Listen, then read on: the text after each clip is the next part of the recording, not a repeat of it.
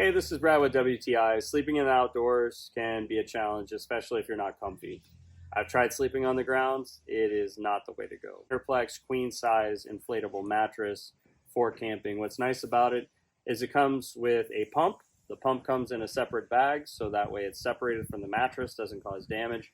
And also the plugs for the mattress have a 120 outlet plug, and also has a cigarette lighter plug. So whether you have a 120 at a campsite or just your truck or your car or something else to inflate it with, you can plug it in, you can blow it up. The top is really soft. What's nice about it too is I tried it out with the kids, and you know how kids roll around in the night and move a lot, and air mattresses are notorious for sharing that movement to the next person. It actually was not that bad. Also, it fits inside a pretty standard tent with a little bit of room to spare, so that way you can put your shoes and your gear on one side. It's also supposed to be leak-proof.